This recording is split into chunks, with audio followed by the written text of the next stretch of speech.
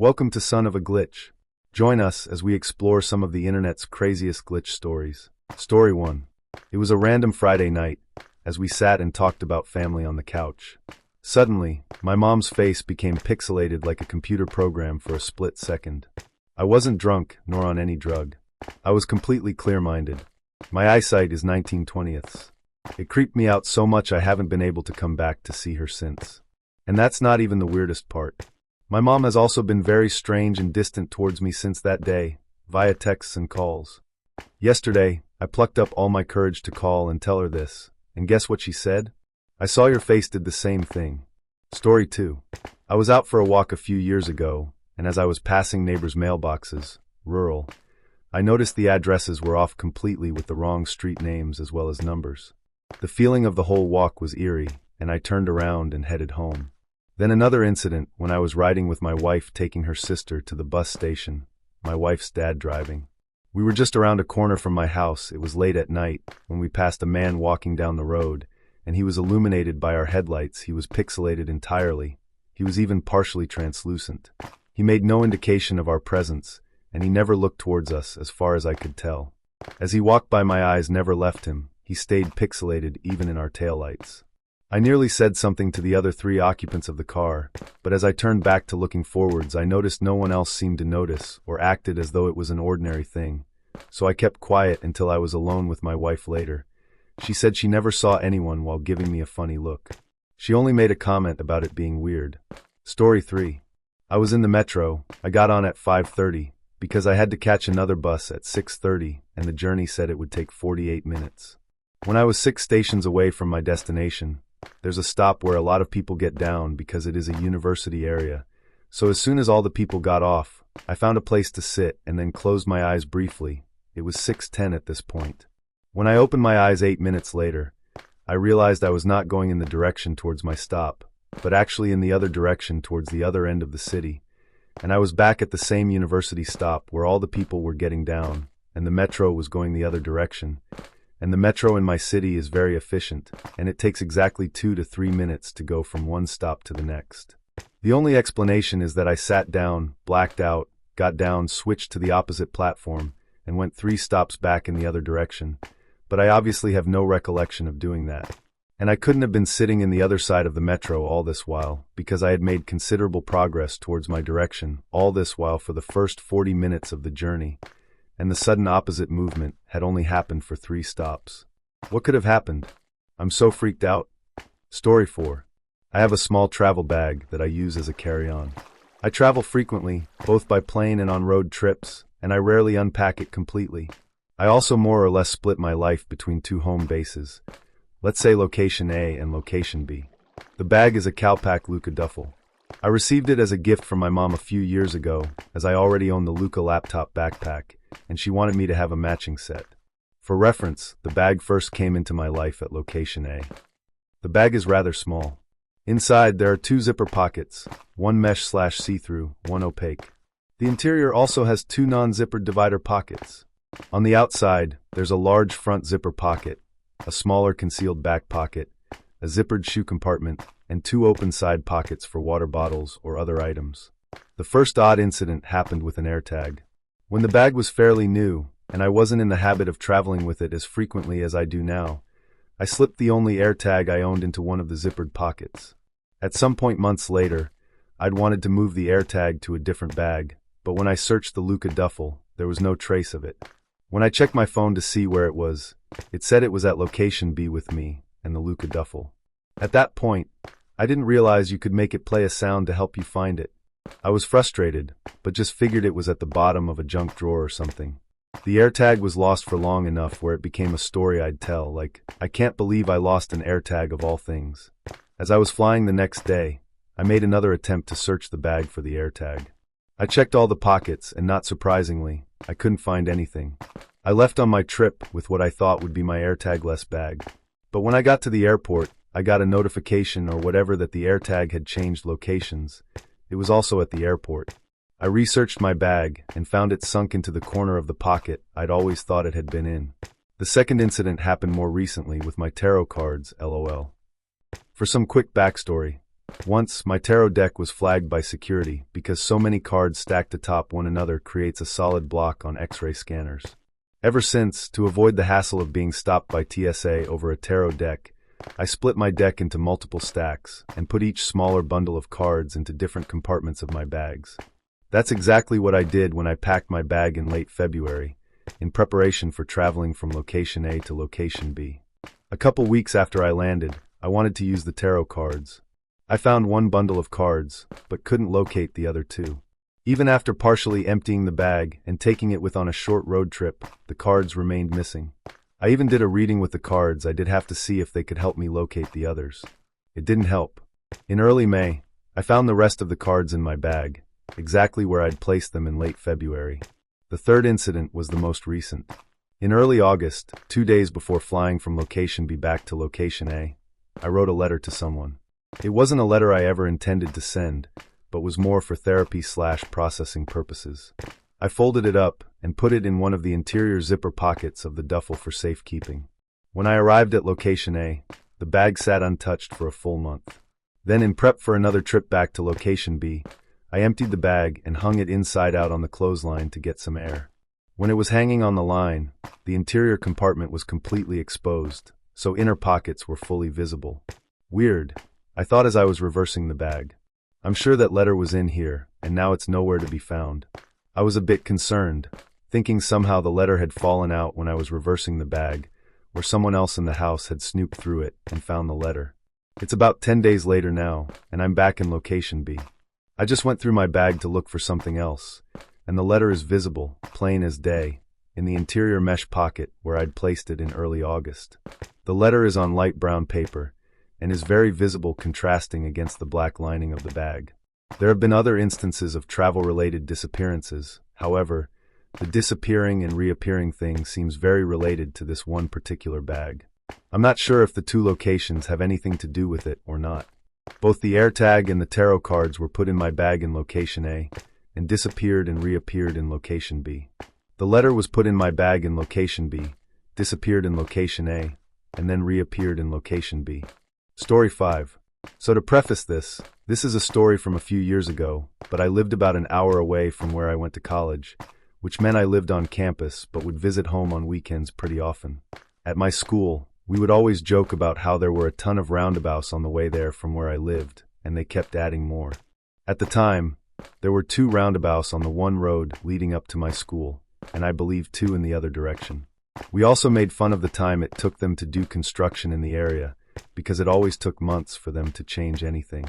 One weekend, I decided to go home, taking the 2 roundabouts on a Friday afternoon. It was a route I knew very well, and I was only planning to be home from Friday evening to Sunday evening, 2 days. Sunday night, when I was driving home, I went through the first roundabout, and then very soon after, went through a second completely finished roundabout.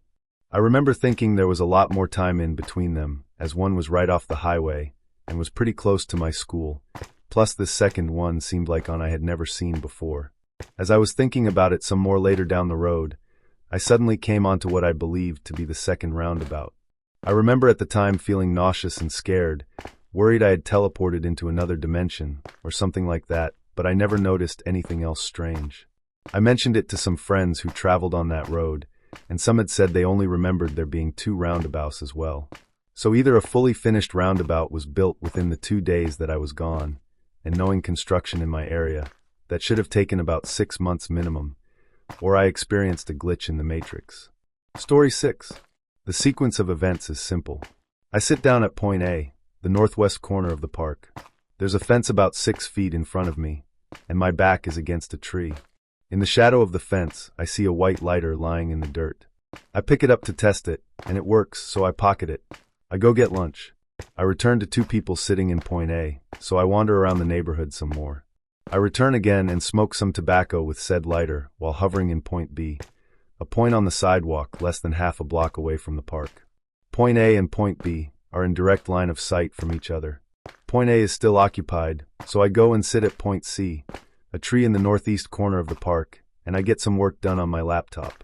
Point C and A are visible from each other, but not points C and B. The corner of the block obstructs them.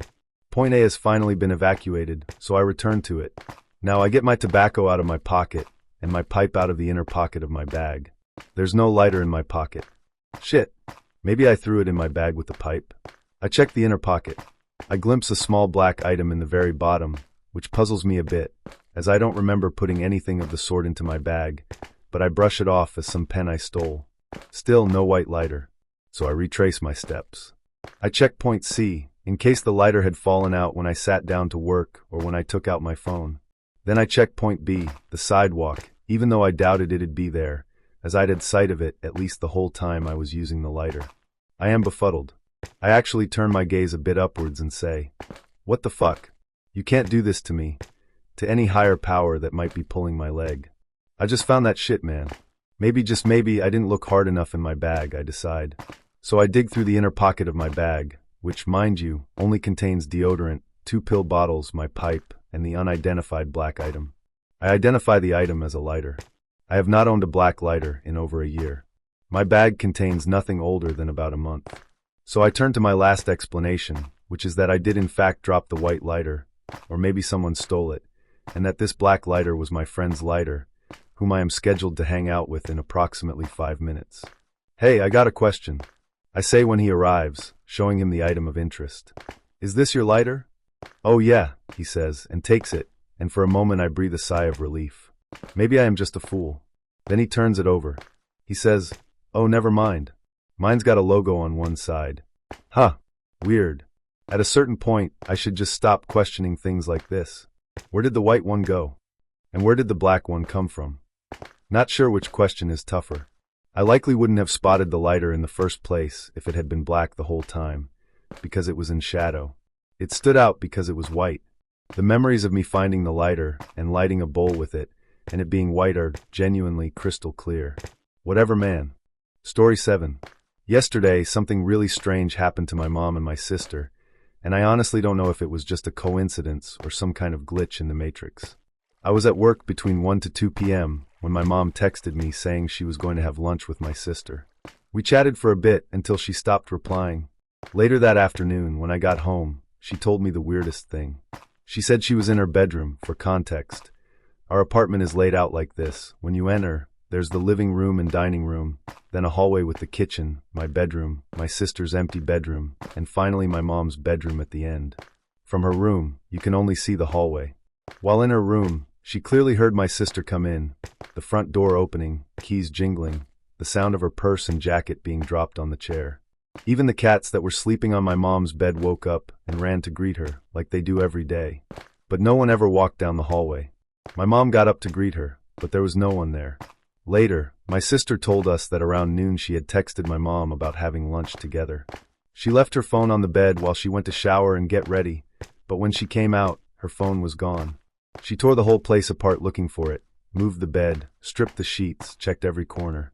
She even used Find My iPhone, but it only showed that it was somewhere in her apartment. She got so frustrated that she ended up calling her boyfriend on Discord from her PC to ask if maybe he had accidentally taken it, but he hadn't. After about an hour of searching and crying, she checked her room one more time, and there it was. The phone was lying right in the middle of the bed, completely in plain sight, as if it had been there the whole time. This freaked me out so much that I joked. Maybe the parallel universe version of my sister didn't lose her phone, managed to leave on time, and actually came home for lunch. What do you guys think? Glitch in the Matrix? Story 8. A couple of months ago, I was at my boyfriend's house hanging out, and I took his dog out to potty like I usually do when I'm there. For context, in his backyard, there is a barrier of trees between his yard and the neighbor's yard. I'm watching his dog wander around, and at the tree line, I see a woman. She was standing on my boyfriend's side of the trees, looking down like she was looking at something on the ground. I turned back to the door to tell my boyfriend, who was coming outside shortly after me, about it, but when I looked back, she is gone. My boyfriend said sometimes a neighbor will come into their yard, perhaps to get something that went through the trees or whatever. It doesn't happen often, but it does happen. I thought it was strange, but I didn't think anything about it since then. Fast forward to yesterday, I'm hanging out at my boyfriend's house again, and we go outside to walk around in the yard. As we're walking around, my boyfriend stops to look at something on his phone, and I keep going, walking towards the same spot I saw the woman. I was looking down at the ground as I was walking, but then I turned to look towards the house, and I see someone at the back basement door. For a second I figured it was one of his parents, but then I realized it was me. I saw myself looking at me, and then turning back towards the door. I saw myself repeating everything I did that day I saw the woman. It freaked me out so bad that I got a headache and had to take a nap to calm down. Another detail of the story is when I saw myself the first time a couple of months ago, I couldn't make out a face because she had long brown hair that covered it while she was looking down. No one else in the house has long hair except for me, and I had just taken my hair down when we went outside. I feel like I'm losing my mind. I will say that I do sometimes have auditory hallucinations, but I've never had visualized ones, and I'm on medication for it. It honestly could be a visual hallucination, but to be in the same scenario twice is a miraculous coincidence. I don't know what happened, but I saw myself. Has anyone had it happen to them too? I just need to know that I'm not crazy. Story 9. I'm from Cleveland, born on the west side where the winters slap your face awake and the pierogi lady at the church fish fry knows your sins. I talk how we talk, flat vowels, no fuss. I work a counter gig that's mostly consultation, brochures, warranties, the whole "what's your budget, buddy?" dance. I'm good at it.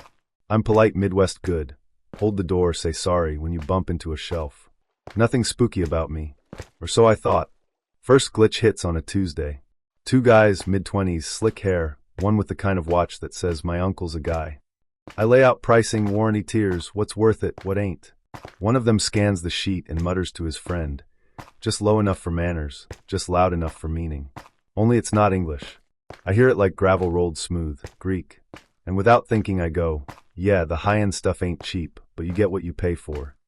He freezes, eyes full moons. You can speak Greek? He says. No, I say because, I can't. Then how did you know what I said? I look at my coworker Sasha, who shrugs like, you heard English too, right? She shakes her head. They weren't speaking English, she whispers. The two guys keep staring like I stole a secret off their tongue. My chest gets this tight, fizzy feeling like chugging a Red Bull too fast. I chalk it up to luck, a good guess. Midwest brain reading the room. 2 weeks later, same counter, different circus. Mom and daughter come in. Older woman speaking only Mandarin, daughter working through in warm, broken English. They're lovely. We're looking at color options. The mom says something soft and lilting, and my mouth, my dumb, honest Cleveland mouth, goes, yep, red's the best for you. It pops with your skin tone. The daughter's smile cracks wide. You speak Mandarin? No, I say, heat crawling up my neck. No. We all stand there, suspended, like a note held past the breath. The mom laughs nervously, and I laugh because that's what you do when your reality wobbles. Sasha steps closer later and goes, dude, that was not English. I make a joke about Lake Erie radio static getting stuck in my head. But that night, lying in bed, I replay the words. They weren't words, they were meaning. It was like the space behind what she said lit up, and I just read the light. Here's where it gets adult and messy. A week after Greek Gate, I match with a Greek girl on Hinge. Nicolita. Black curls, sharp eyeliner. The chaos energy of a woman who says what she means and means it at 110 decibels. We hook up fast. It's lust plus fate, and I don't pretend otherwise. She teases my Cleveland vowels. I tease her for thinking olive oil is a personality. We sweat through summer sheets with the box fan rattling. And for a while the world is just clean skin and salt and two bodies finding the edges of a shared map. Then the fights start. Small at first. Who forgot the leftovers, who was late, who still texts their ex by accident. She slips into Greek when she's pissed. After one blow-up, she paces my kitchen, rattling off something low and lethal in Greek. I'm leaning on the counter, heart jackhammering, trying to stay calm. And my mouth betrays me. I answer the thing under the thing. I'm not trying to control you. I just want you to feel safe with me. She goes still. Her eyes sharpen. How do you know what I said? I don't, I stammer. I just guessed, Bullshit. The word lands like a slap. You answered my thoughts. We spiral. She accuses me of eavesdropping on her brain. I swear up and down I can't even roll an R. The sex turns tense, stop-start, like we're trying to exorcise the doubt.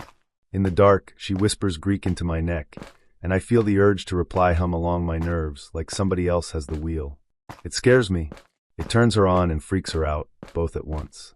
When we finally break, it's not a dramatic scene, it's a dull knife. She leaves a jar of honey on my counter, a sweet apology that stings every time I look at it. I tell myself to lay off dating. I don't. I meet N, a Chinese-American grad student who laughs easy and swears like a sailor when we're alone. We do tacos on Lorraine, we drink too much tequila, we fall into bed like gravity was invented for this exact stunt. It's adult, it's messy, it's good. She FaceTimes her mom in Mandarin most nights, private rhythms I respect. Until I don't. One evening, she's pacing my living room, speaking in Mandarin, voice tight. I'm washing dishes, and I feel meaning bloom behind her words. Resentment at a past boyfriend, fear she's repeating the pattern, tenderness for me she's not ready to name. I say too gently, I'm not him. I'm not going to disappear on you. She whips around. What did you just say? I freeze. I heard enough to. You don't speak Mandarin, she snaps. Stop gaslighting me. That word gaslighting hits like a brick. The next week is an autopsy of every sentence I say. How did you know I wanted to leave that party? Why did you answer me before I spoke? Why are you finishing thoughts I didn't translate? I start biting my tongue bloody. I stop guessing. I stop trusting my mouth. The glitches get weirder the more I resist. My phone autocorrects random texts into Greek characters. Spotify throws me a playlist with Chinese titles at 3 a.m. The receipt printer at work spits out a line of nonsense that looks like both. I keep smelling Nicolita's perfume in my hallway when nobody's there, and then leaves a hair tie on my nightstand that doesn't feel like it belongs to this version of her. It's from some parallel where she never cuts her hair. I'm not sleeping. When I do, my dreams have subtitles. One night, post-fight, and lies on my chest silent. I don't touch her hair. I don't want to trigger that restless shift that means she's about to leave. She whispers Mandarin into my shirt. I don't know the words, but I know the ache. I keep my mouth shut. I breathe with her. We drift. In the morning, she's gone. There's a sticky note on the fridge. You answer things you shouldn't know. My stomach does a slow sink. The honey on the counter, the sticky note on the fridge. Love leaves sugar and paper like offerings to a god that never blinks. Back at the counter, life pretends to be normal. A couple bickers softly. The guy mutters in a language I can't place. I feel the meaning try to push through my teeth like a tongue against a scar. I clamp down. Smile. Midwest polite. Take your time, I say like a charm. On lunch, Sasha lights a cigarette out back and eyes me. You look like you're being haunted by a thesaurus. Just tired, I tell her. Dating's a horror movie. Yeah, she says, smoke looping into ghosts. But you keep walking into the basement. Story 10. Houston will make a liar out of your senses if you let it. Heat's thick as gravy, cicadas screaming, and the air's got that wet metal smell like a storm's fixin' to show up even when the sky's bone clear. I was hoofing it from the bus stop down our street off Telephone Road, phone to my ear, tellin' Mama I was almost home. I could hear the boys and Daddy in the background, Fox blarin', somebody hollerin' about a blown coverage, pots clackin', where Mama stirred something that smelled like cumin and love. Normal Tuesday noise. Neighbors on the porch 2 doors down. Tejano coming off a Bluetooth speaker. Folks Logan. Houston hummin' like she does. I was mad, though. Hot in the face from an argument with my girl, Lila. We'd gone round about nothing. That wasn't nothing. Who I liked on a post. Why she still texts her photographer. Just for work. Dumb fire that turns into a house burn. She'd left in a flurry of perfume. That smoky sweet one that sticks to your shirt and your thoughts. I told Mama I'd call her back, pocketed the phone, and hit our front gate. Hey, I'm home. I shouted like I always do, because in my family you don't just appear, you announce. TV was on, Texans highlights looping, and the kitchen light threw a warm rectangle onto the tile. But nobody answered. No in here. No shut the door, we payin' for AC. Just the TV's fake crowd noise swelling and falling like waves hitting empty bleachers. Y'all hiding? I called, trying to make a joke out of the unease climbing my throat. I stepped into the living room. Couch dented like bodies just left it. Daddy's sandals kicked off, remote on the armrest. Still warm, I swear. The hum from the TV burrowed into my ears. The ceiling fan thunk-thunked, slow and stubborn. And underneath all that, the house carried a silence that wasn't natural, like the quiet you get in a church after the last amen, when everyone's already walking to the parking lot. I hit the kitchen. Pot on the stove, burner off, steam ghosting up like it forgot to quit. 2 plates set, Mama's way, forks turned right, napkins folded with that little triangle at the end. No Mama. I checked the bathroom, light on, faucet dripping.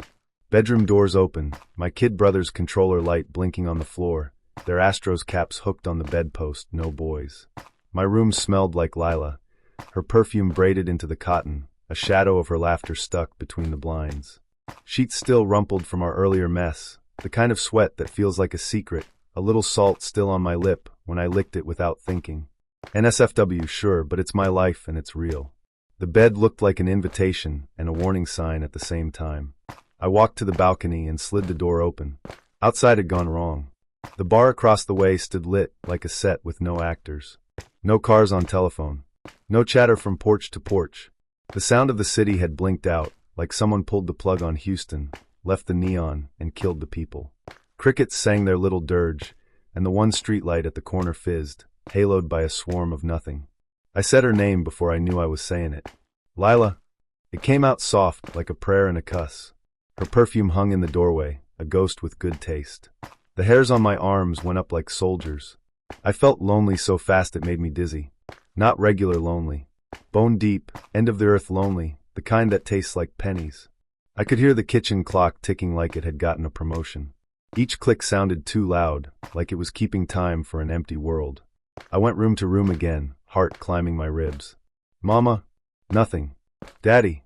The house swallowed the names and gave me back breath. I walked into the living room, past the TV, into the spot where the boys always pile up. I swear the couch exhaled when I pressed it, like the ghost of a nap. In the black of the TV frame, I caught my reflection and for a second, thought I saw someone standing beside me, tall, blurred, Lila's shape. I spun so hard my neck popped. No one there. Just the hum, the fan's thunk, the tick-tick-tick counting me down. And then it snapped. Mama was suddenly in the hall, hair up, wooden spoon in her hand like she'd been mid-stir this whole time. She blinked at me. You're already here? Didn't hear the door. My mouth opened and nothing came out. Behind her, my brothers slid onto the couch like a tide retreating and returning, Daddy griping about the O-line. A beer clinked. Somebody laughed from the porch 2 houses down. Outside, a car rolled by with bass thumping. The bar across the way coughed up a cheer. The city plugged back in. Where were y'all? I managed. What you mean where? Mama frowned. We didn't leave. I came in and said hi, and nobody was here. She gave me that look that says we're not fighting about weirdness before dinner. Maybe we didn't hear you. Tap of the spoon. Subject changed. That's Mama's magic. That night, I told Lila. She stared at me like I'd handed her a riddle that was really a confession. So you disappeared, she said, slow, tasting each word. Or we did. I walked into an empty world, I said. It felt like if I spoke too loud, it'd crack. She crossed her arms. Convenient timing. We fight, and then suddenly you live in Silent Hill. You sure you didn't just go somewhere you shouldn't have, baby? The baby was sharp. Her perfume sat heavy in my room, sweet turning stale. I was here, I said, heat rising. Ask my mama. Your mama always on your side, she shot back. You disappear when it matters. That line burrowed in. Over the next weeks, any time we argued, she threw it like a dart. You disappear when it matters. I started hearing the house in wrong ways. The TV humming like a refrigerator in a morgue, the fan slicing air into ribbons, the clock ticking too loud. The shadows at dusk stretched long as gossip. A couple times, the block went quiet too fast, the porch music cutting mid-song, and my heart grabbed, thinking the empty world had come back for me. One night, after one of those fights that tastes like battery acid and leaves you wanting the sugar after, we fell into each other anyway. Adults do that, love with the bruise still forming. We moved like we were trying to prove a point and find forgiveness at the same time, sweat slick and breath mixing, my hands memorizing, her nails reminding. And for a moment I thought, if the world goes hollow now, at least I'll have warmth stitched to me. When we were quiet after, her head on my chest, she said real soft, I was in the living room that day. A pause. If you didn't see me, does that mean I don't exist when you're mad? It ain't like that, I whispered. It ain't like anything I can name. Story 11. My boyfriend, Sal, is one of those guys who thinks jealousy is love wearing aftershave. We're in my basement studio, window unit rattling, the smell of sofrito from next door crawling under the door. My lipstick smeared, his shirt's open, we're still breathing heavy from making up too fast, and he ruins it. You gonna run out again? Who you meeting, huh? You gotta be kidding me, I say, rolling off the bed. I'm going for a walk before I say something true. I throw on a tee and shorts, still sticky, hair up, perfume unrepentant. Outside it's that Jersey September where the air's a warm lie. Cicadas loud, a couple of porches arguing baseball, a bachata beat drifting from the row house with the plastic lawn chairs. I know my block blindfolded, cracked sidewalks, chain-link fences, hydrangeas someone loves too much. I keep it straight down the street, so getting back is an arrow, not a maze. Somewhere around the second cul-de-sac, the world slides. It's not dramatic, no whoosh, no X-Files chord. Just a slow, smug rearrange. The Cape Cods lift and stretch into glassy boxes with steel spines. Driveways widen like they've been bulking up. The street thickens, gets that private road arrogance. And then Christmas. In September. Not sloppy inflatable snowmen either. Tasteful, expensive lights, white and cold, braided along eaves and wrapped around trees that have personal gardeners. It's not kitsch, it's curated. Okay, I mutter, hands on hips. Montclair cosplay, I see you. I should turn around. I don't. A jogger passes, tall, lean, no shirt, shoes that probably cost rent.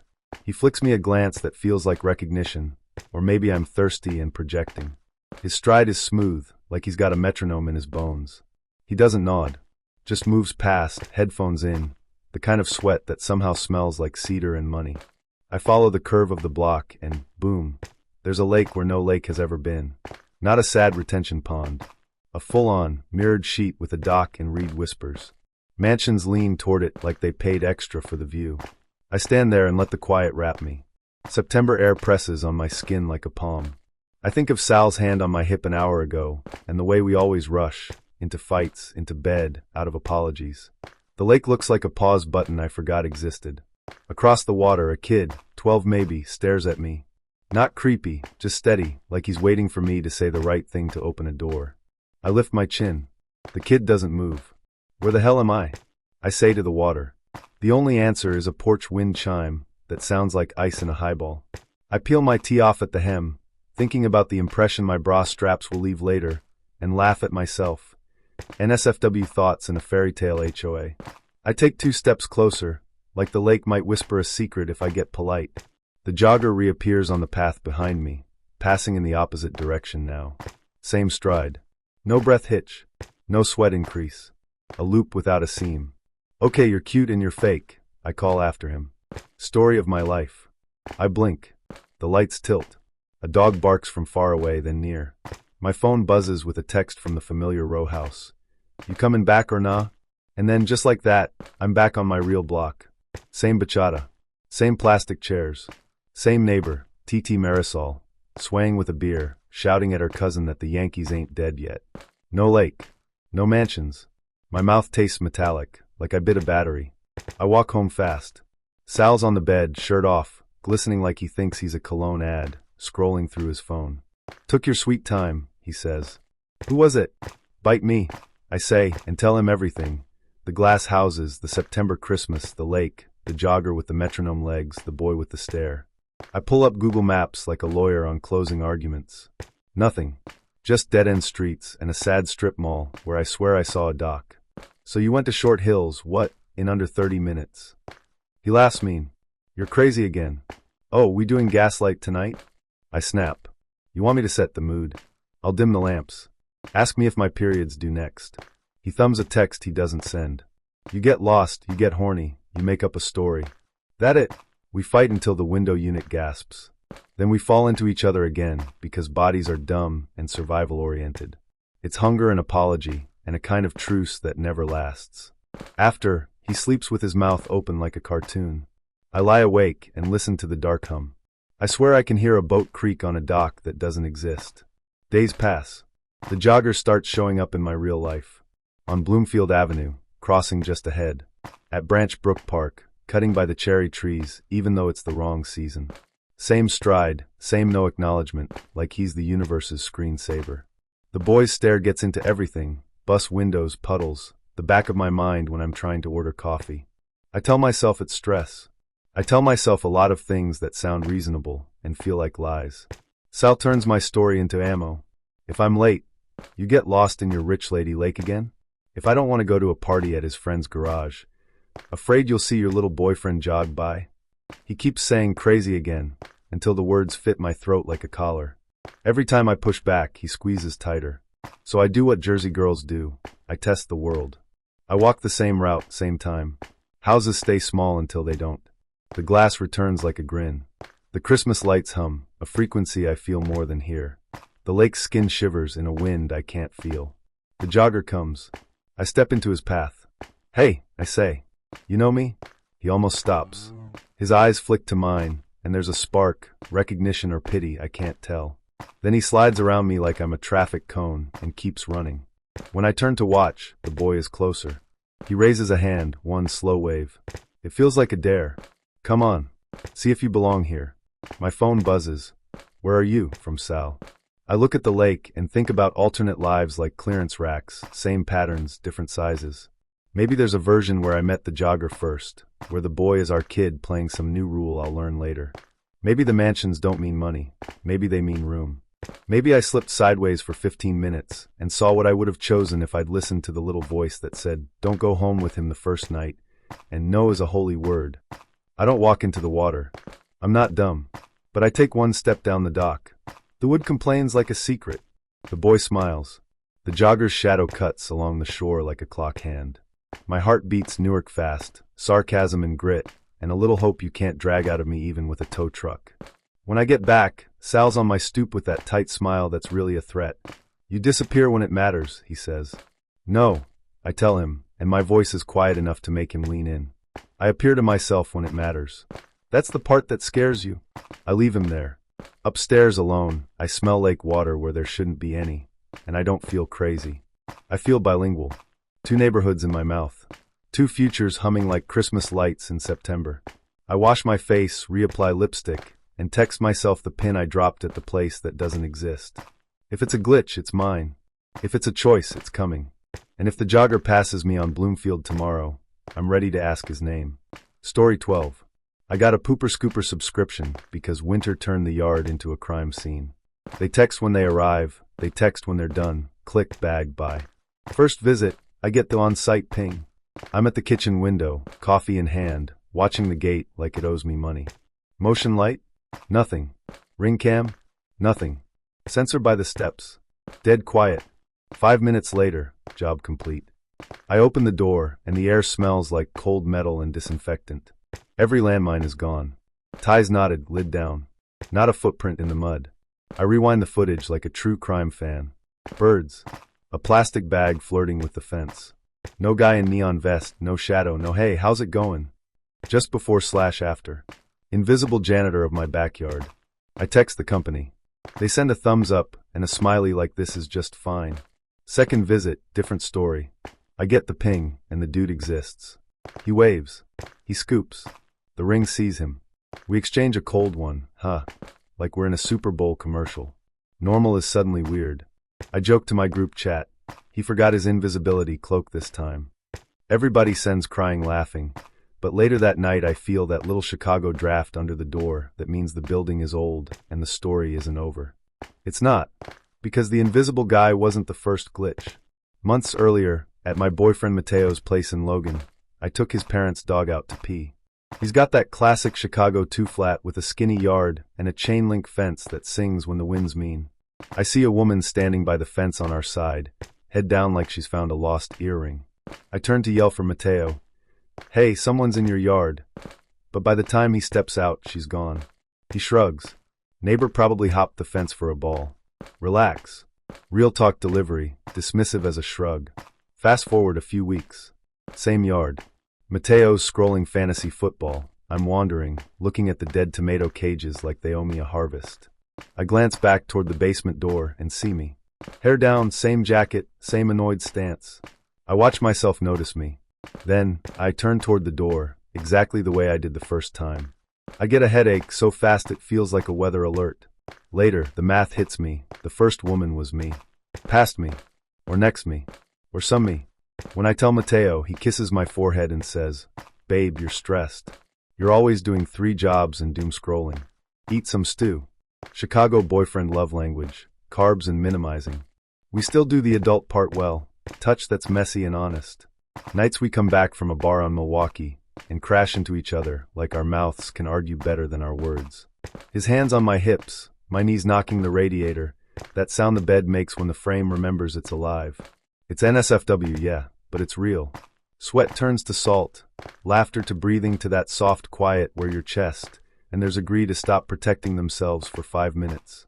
Then we go out in public and I catch him flirting with a woman who looks eerily like me.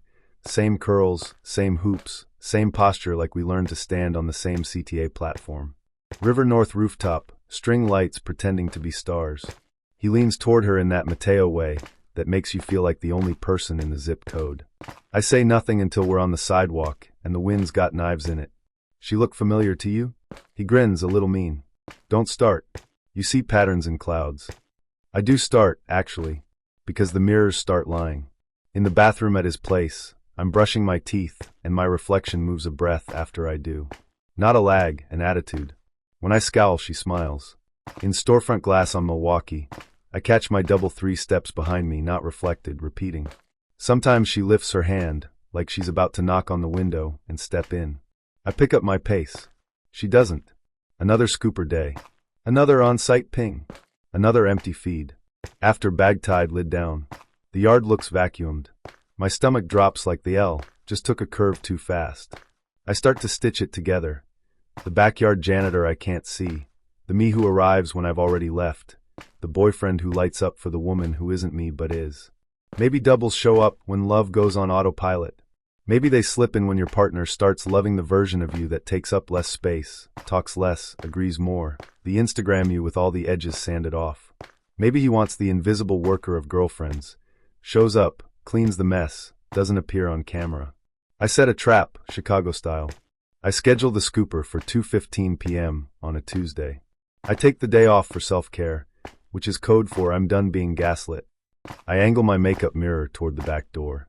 I park by the kitchen window with coffee and a petty amount of purpose. The ring is armed. Motion light primed. I text Mateo, swing by. He replies, can't. Draft. Of course. 2:14. The wind picks up and the fence starts to sing its chain link song. 2:15 ping. On site. The light stays dark. The camera shows nothing but a stubborn squirrel. And yet the smell turns clinical again, that metallic clean that says, work is being done whether or not you believe it. Then, in the glass of the back door, I see her.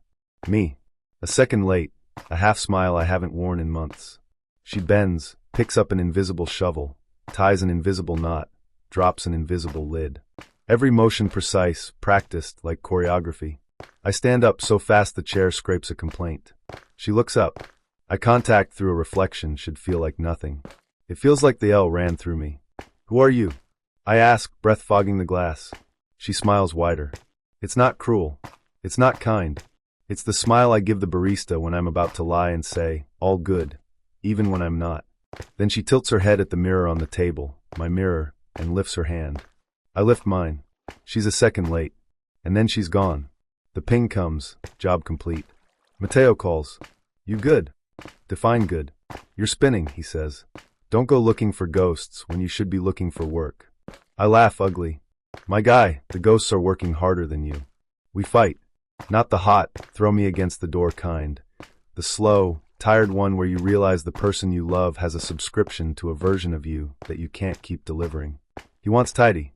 He wants the girlfriend who cleans up and never triggers the motion light. He wants the bag tied, the lid down, the smile on. I cancel something that day. Not the service. I keep the scooper. Somebody's gotta handle the messes we make. What I cancel is Mateo's membership to the discount version of me. I tell him I'm done renting myself out to the parts of his attention that only turn on when I'm not fully there. He says I'm dramatic. I say I'm from Chicago. We do grand gestures and alley shortcuts. I set my own dibs on the curb of my life. 2 busted dining chairs guarding a parking spot I fought for in a blizzard of doubts. When winter hits, the city will copy me in every reflective surface. Train windows, frozen storefronts, puddles like black mirrors. Let it. I'll wave to the double, the worker, the me who smiles a second late. She can keep the cloak. I'm staying visible. Story 13. I'll tell it slow, the way the fog comes in from the bay, quiet, but it finds every seam. We live in an old Portland house that leans a little toward winter and smells like salt when the wind's right. Foyer, den, then a short hall into the kitchen. Off that hall, the basement door that sticks and hollers when you make it move.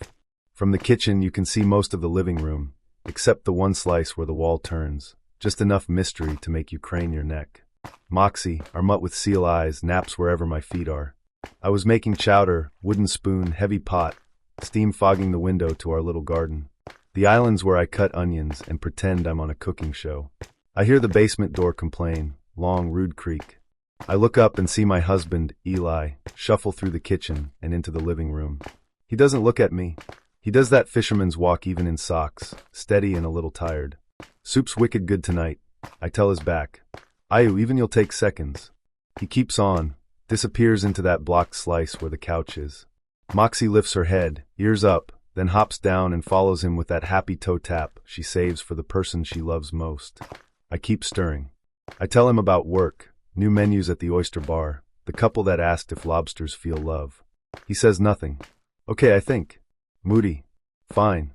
The basement door screams again. My heart does a bad trick. Eli steps into the hall from the opposite direction, up from the basement, with a wrench in his hand and surprise on his face. You call me, he asks. I look at the living room, then at him. You just walked past me. He shakes his head, an easy little smile like he's humoring me. Ayu, I didn't. We check the living room. Couch pillows undisturbed. Moxie's curled on the far cushion, already asleep, deep as low tide. The TV's black, our reflections soft in it. No one here but us. I'm not scared. Not exactly. It's more like stepping on the last stair when there ain't one. A jolt, a laugh you don't quite believe is yours. Over lobster rolls 2 days later, I tell my girlfriends, paper baskets, butter dripping, gossip with sea air. Nell says, it ain't right when the dead walk in daylight. Greta taps her straw against the glass and says, maybe it's his tired self. Men do love their tired self. We laugh. Then I say it quieter. He didn't look at me. That's the part that sticks. The way the double treated me like furniture, he knew by muscle memory. It happens again. We're arguing soft, the way married people do when the walls are thin, and you don't want the neighbors to have an opinion. Money, dishes, a text he answered too late. I need you here when I'm here, I tell him. Not just in the house. The basement door answers before he does. The creak carries down my spine. Eli's in the kitchen with me. Another him crosses the threshold and glides to the end of the hall. Moxie wags at both of them. The second Eli stops at the bedroom door and stands there like a coat rack that remembers it used to be a tree. He's not looking at us, he's looking at our bed. Later, when the argument folds into touch, we're half laughter, half apology. We kiss like we need to be reminded, salt and breath, and the kind of heat you only get with someone who knows how you like to be found. My shirt rides up. His hand finds my hip, familiar as the banister. The room is warm and small in ours. At the end of the bed, the double watches. Not ogling, not even curious. Just witnessing, like a lighthouse that doesn't care who reads its beam. It should kill the mood. It nearly does. I press my forehead to Eli's and whisper, tell me you see him. Eli swallows. I see something, he says, voice low. Ayu. We stop because we're human, and because you cannot make love with a man who is also a ghost in the doorway, even if the ghost is him. After, we lie there quiet. Moxie snores. I listen for the creak and get only the house breathing. Days stack like buoys, bright and bobbing. The double shows up when intimacy gets tricky. In the kitchen, when I ask a hard question. In the living room, when I curl into Eli on the couch, and he's more screen than husband.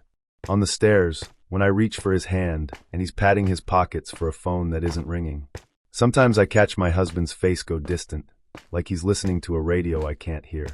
A moment later, the other him drifts through, takes the silence like a coat, and slips away.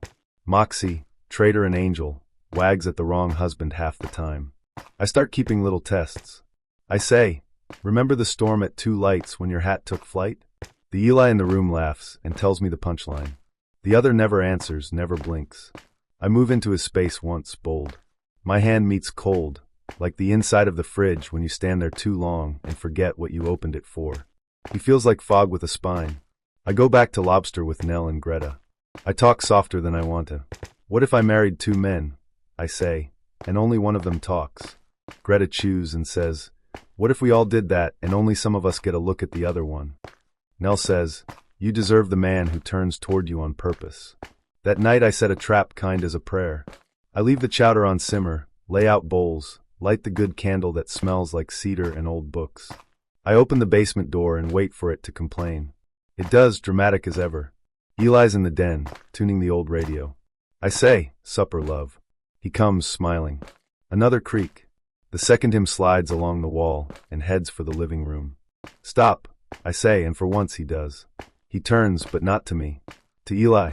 Two husbands, one full of life, one a photograph that learned to walk. "Which one do you want to be?" I ask, not to shame him, to name it. Eli looks at me. His eyes are ocean dark and present. "Ayu," he says, simple as a shrug, and he steps forward.